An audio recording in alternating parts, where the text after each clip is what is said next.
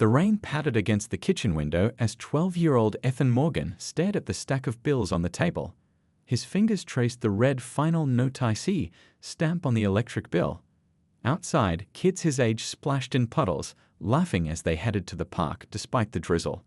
Ethan sighed and turned back to the pot of soup simmering on the stove. "Is Mommy going to eat dinner with us today?"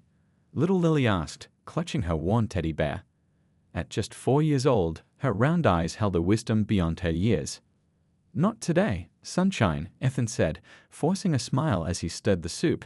"Mom needs extra rest to get better." The truth was harder than he could explain to Lily. Their mother had been diagnosed with a serious illness 3 months ago. Since then, she'd grown weaker each day, barely able to leave her bed most mornings. Before falling ill, she'd worked 2 jobs to keep food on the table and a roof over their heads. Now those responsibilities had silently fallen to Ethan. Their small apartment felt colder these days, not just because they kept the heat low to save money. Dad had walked out 2 years ago, promising to send money that never came. Now it was just the 3 of them, a sick mother, a confused 4-year-old, and a boy forced to grow up overnight. Ethan poured some soup into a bowl and carefully carried it down the narrow hallway to his mother's room. The curtains were drawn, casting the room in shadows. His mother lay curled on her side, her once vibrant face now pale and drawn. "Mom, I make chicken soup," Ethan said softly. "The kind Grandma taught you to make." His mother stirred, her eyes fluttering open. "You're such a good boy," she whispered, struggling to sit up. "I'm sorry, Ethan. This isn't fair to you." "Don't worry about it," Ethan said, arranging the pillows behind her back. "The doctor said you'll get better if you rest and take your medicine." He didn't mention they were running low on her medication, or that he'd been collecting bottles and cans after school to get the deposit money. Some things his mother didn't need to worry about right now. After helping his mother eat a few spoonfuls of soup, Ethan returned to the kitchen where Lily was attempting to set the table, standing on her tiptoes to place the mismatched plates. "Good job, Lily Pad," he said, lifting her up so she could reach better. "You're getting so good at helping."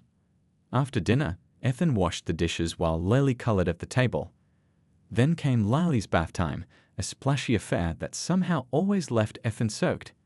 He helped her brush her teeth, combed her tangled hair, and tucked her into bed with a story about brave knights and clever princesses. "When will I go back to preschool?" Lily asked sleepily as Ethan finished the story.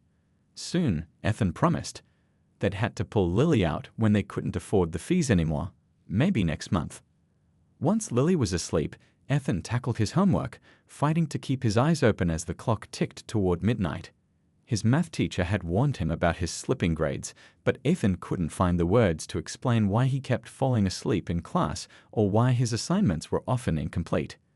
The next morning came too soon. Ethan's alarm buzzed at 5:30 a.m. He dragged himself out of bed, checked on his mother, gave her the morning medication, and prepared a simple breakfast for Lily. He laid out his mother's pills for the day with notes about when to take each one, left her a sandwich and water within reach, and made sure the phone was nearby in case of emergency. "Come on, Lily Pad, time for socks and shoes," he called, packing his school books into his one backpack. He'd drop Lily at their neighbor, Mrs. Chen's apartment before heading to school. The elderly woman had offered to watch Lily for free while Ethan was at school, one of the few kindnesses that made their situation bearable. As they stepped outside into the crisp morning air, Ethan's stomach knotted with dread. Another day of trying to be invisible at school, of avoiding the stares and whispers about his too small clothes and unwashed hair. Another day of pretending everything was normal when nothing had been normal since Mom got sick. But as Lily slipped her small hand into his, Ethan squared his shoulders. For her, he would face whatever the day brought. For her, he would be brave. The school bell rang sharply, echoing through the hallways of Pine Ridge Middle School. Ethan slid into his seat just as Mr. Peterson began taking attendance. He'd had to run the entire way after dropping Lily at Mrs. Chen's apartment, and his second-hand sneakers, already falling apart at the seams, had slowed him down. "Morgan," Mr. Peterson called out, peering over his glasses. "Here," Ethan replied, trying to catch his breath. He felt the stares of his classmates but kept his eyes fixed on his desk. "Late again," muttered a voice behind him. Ethan recognized it as belonging to Danny Wilson, the unofficial leader of the school's popular crowd. Bet he didn't have time to shower again. A few snickers rippled through the classroom. Ethan's cheeks burned, but he said nothing. They weren't entirely wrong. The hot water in their apartment building had been shut off for repairs that morning, and he'd only had time for a quick wipe down with a damp cloth. As Mr. Peterson began the math lesson, Ethan tried to focus, but exhaustion made the numbers swim before his eyes. He'd been up until 2 a.m. finishing a book report after spending the evening doing laundry at the coin-operated machines in the basement of their building. "Hey, garbage kid," whispered Danny as they moved to their next class. "Stand downwind, will you? Some of us want to breathe today." Danny's friends, Alex, Tyler, and Pete, laughed loudly. They made exaggerated gagging noises as they passed, giving Ethan a wide berth in the hallway. The nickname had started 3 weeks ago when Ethan had been caught digging through the recycling bins behind the school, collecting cans to exchange for the deposit money. What those boys didn't know was that those few dollars had paid for Lily's asthma medicine that week. By lunchtime, Ethan's stomach growled painfully. He hadn't packed a lunch. There hadn't been enough bread for both his and Lily's sandwiches, so he'd given her the last of it. He sat alone at the far end of a cafeteria table, trying to be invisible as he worked on his science homework. "You're not eating again?" asked Tina, a quiet girl from his English class, as she set her tray down several seats away. Ethan shrugged. Not hungry. The truth was, hunger had become a familiar friend. He'd learned to ignore it, saving whatever food they had for Lily and his mother. Some days, like today, he simply went without. After school, instead of heading straight home, Ethan made his way to Oak Street, where several elderly residents paid him small amounts to help with yard work or errands. Today, Mrs. Abernathy needed her lawn mowed.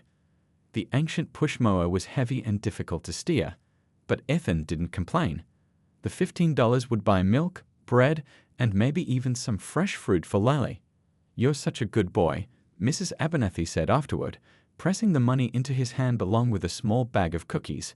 "Most young people these days wouldn't bother helping an old woman like me."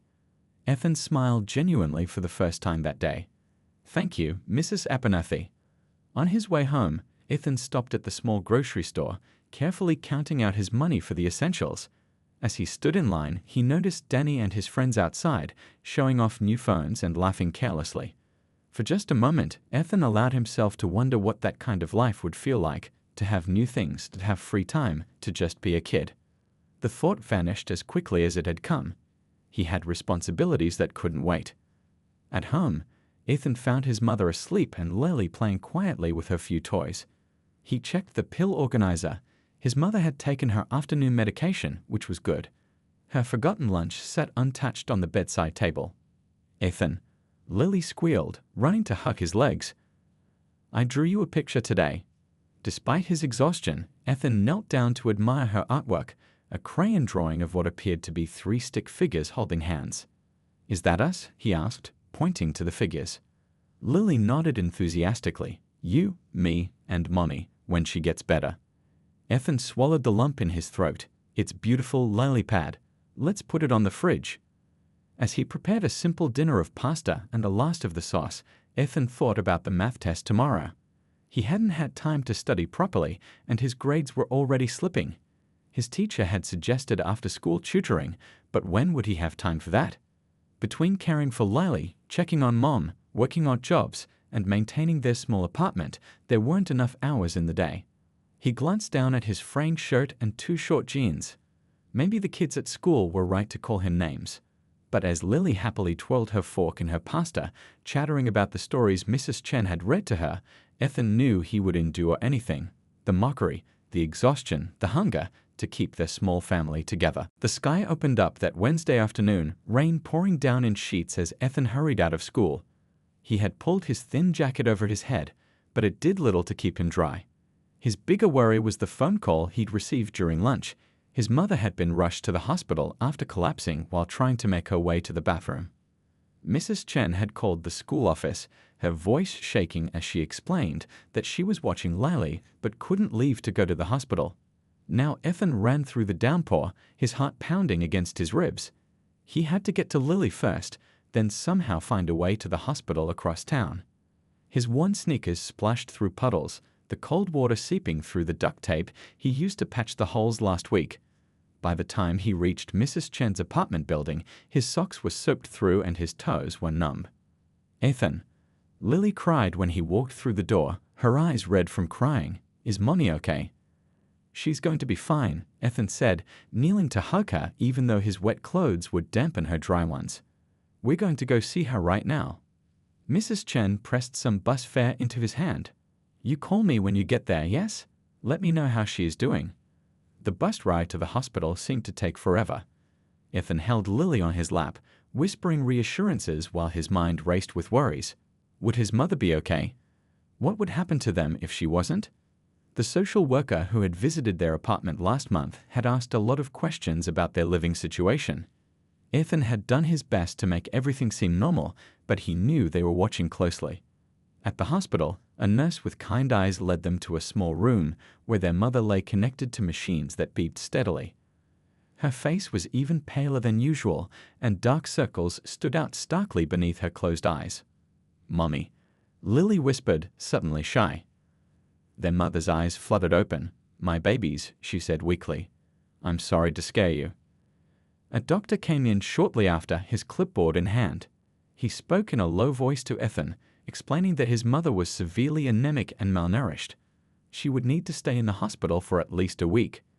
"Is there another adult who can stay with you and your sister?" the doctor asked. Ethan swallowed hard.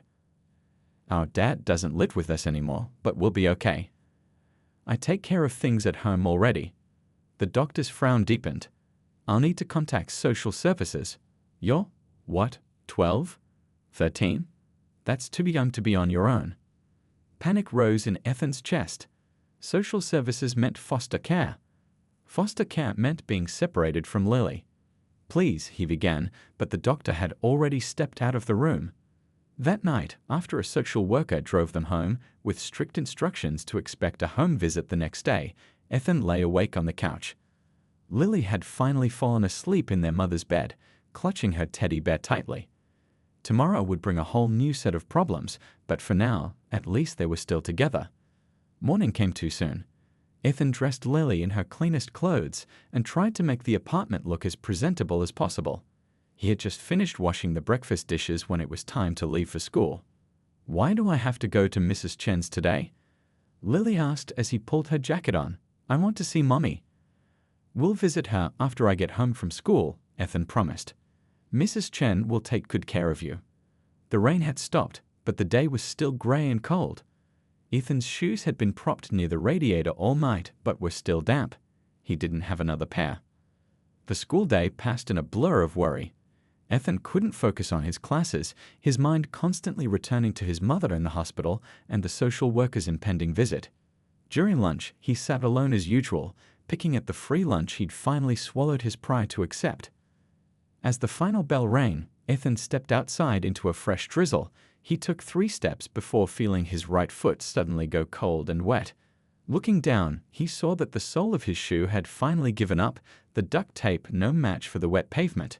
It flapped open like a hungry mouth with each step he took. There was no money for new shoes. There was no time to find a solution. All Ethan could do was walk home with one shoe falling apart, knowing that tomorrow would only bring more challenges. As the rain soaked through his clothes once again, a single tear slipped down his cheek, indistinguishable from the raindrops already there. The following morning, Ethan walked into school with dread weighing down each step. He'd spent the night patching his shoe with the last of the duct tape, but it was a temporary fix at best. The gray tape stood out starkly against the black fabric, impossible to hide. He kept his head down as he made his way to his locker, praying that Danny and his friends would be too busy with their own lives to notice him today. His prayers went unanswered. "What happened to your shoe, garbage kid? Did you find it in a dumpster?" Danny called out, loud enough for everyone in the hallway to hear. Ethan ignored him, focusing instead on gathering his books for first period. He was operating on barely 2 hours of sleep. After getting Lily to bed, he'd spent hours cleaning the apartment for the social worker's visit, then stayed up trying to figure out how they would manage while his mother was in the hospital. "I asked you a question," Danny said, suddenly much closer. He leaned against the locker next to Ethan's, his expensive sneakers squeaking against the linoleum floor. "Leave me alone," Ethan muttered, closing his locker and trying to step around Danny. Danny blocked his path. "Those are some stylish kicks. Is duct tape the new fashion trend for poor kids?"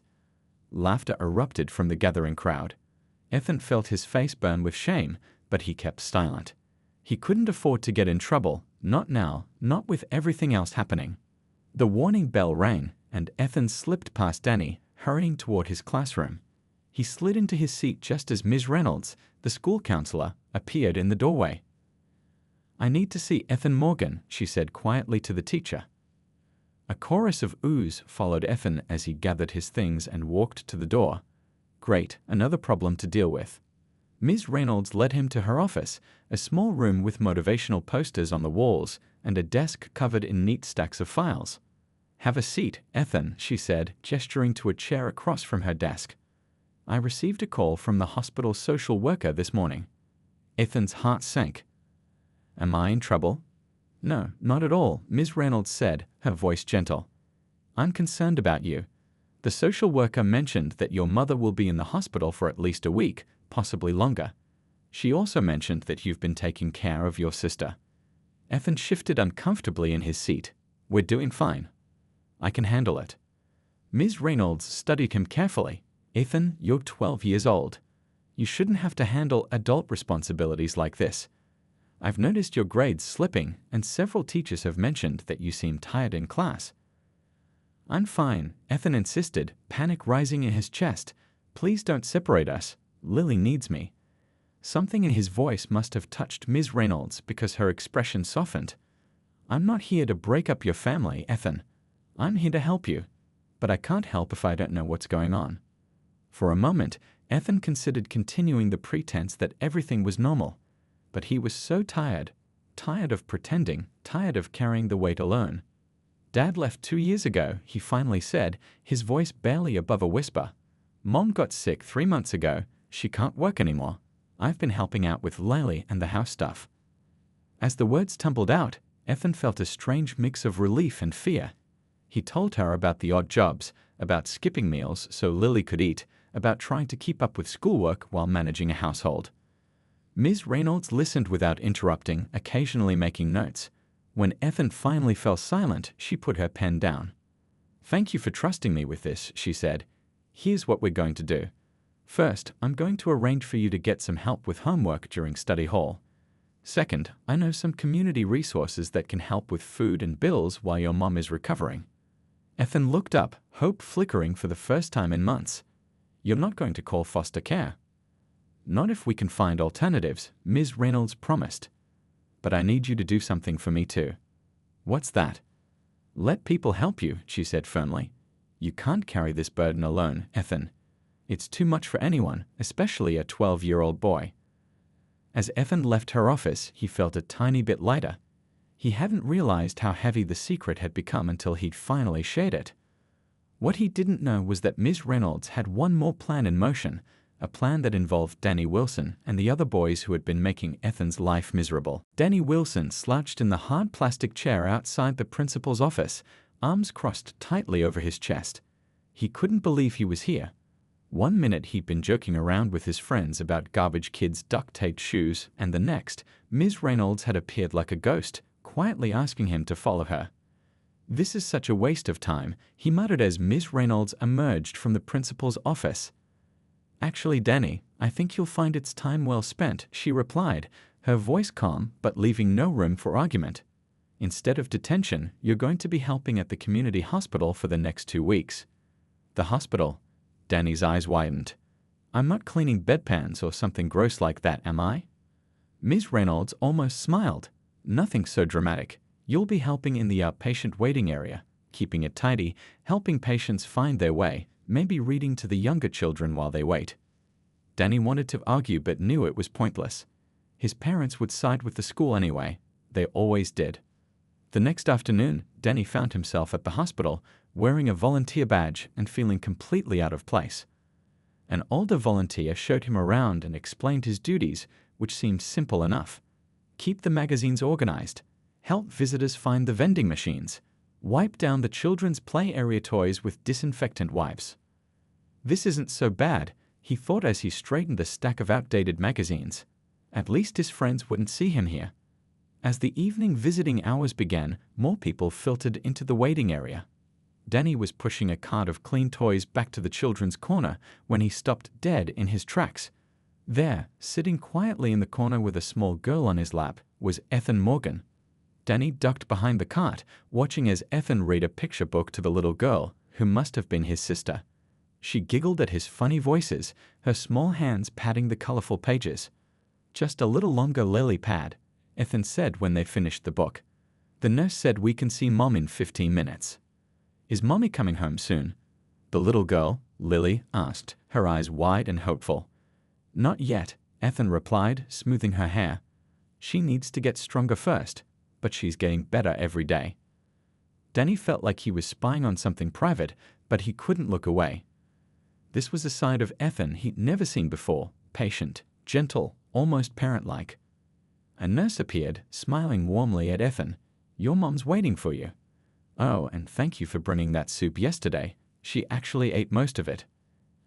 "I made it from scratch," Ethan said, standing up with Lily in his arms. "It's my grandma's recipe." As they followed the nurse, Danny stepped back to his work, feeling strangely unsettled. Garbage Kid cooked. And visited his mom in the hospital? Danny had assumed Ethan's shabby appearance and odd behavior were just. Well, he hadn't really thought about the reasons at all. Over the next few days, Danny saw Ethan and Lily at the hospital every evening. He learned from snatches of conversation that their mother was seriously ill, that Ethan was taking care of his sister, that they were worried about money and social services. One evening, when Ethan and Lily had gone to visit their mother, Danny noticed a worn backpack left under the waiting room chair. He recognized it as Ethan's. Without thinking too much about why, Danny picked it up, planning to give it to the front desk. As he lifted it, the zipper, already straining against the overstuffed contents, gave way. Papers, books, and a small paper bag spilled onto the floor. Quickly kneeling to gather everything, Danny noticed the paper bag contained a peanut butter sandwich, only half eaten, and a small note written in childish handwriting, "For Ethan. Love, Lily." Something clicked in Danny's mind as he stared at the half-eaten sandwich. He remembered how Ethan never ate lunch at school, how thin he'd become over the past few months. With sudden clarity, Danny realized that Ethan wasn't eating because he didn't have enough food, and here was his little sister sharing her own food with him. Ashamed, Danny carefully repacked the bag and backpack, making sure nothing was left behind. But his curiosity was piqued. What else didn't he know about the boy he'd been tormenting? What was Ethan's life really like? Danny made up his mind. Tomorrow, after his volunteer shift, he would find out. The next day after school, Danny finished his volunteer shift at the hospital quickly. He had a plan. He'd overheard Ethan telling the nurse he needed to go home to cook dinner for Lily before coming back for evening visiting hours. That meant Danny had a chance to see where Ethan lived, to understand more about the boy he'd been tormenting for months. He waited outside the hospital until he spotted Ethan and Lily leaving, then followed at a distance. They walked for nearly 30 minutes, Lily chattering the whole way while Ethan listened patiently. Danny stayed far enough behind to remain unnoticed, but close enough to keep them in sight. They finally stopped at a run-down apartment building. The concrete was cracked, and several windows had cardboard taped over broken panes. Danny watched as Ethan used a key to open the main door, lifting Lily over a puddle of something that had leaked in the entryway. For a moment, Danny hesitated. Was he really going to spy on someone's home life? But curiosity pushed him forward. He slipped into the building as the door was closing and quietly followed the sound of footsteps up 3 flights of stairs. Hiding in the stairwell, Danny heard Ethan unlock an apartment door. Once he was sure they were inside, he crept closer, noticing the peeling paint and the number 3C on the door. From inside came the sounds of cabinets opening and closing and water running.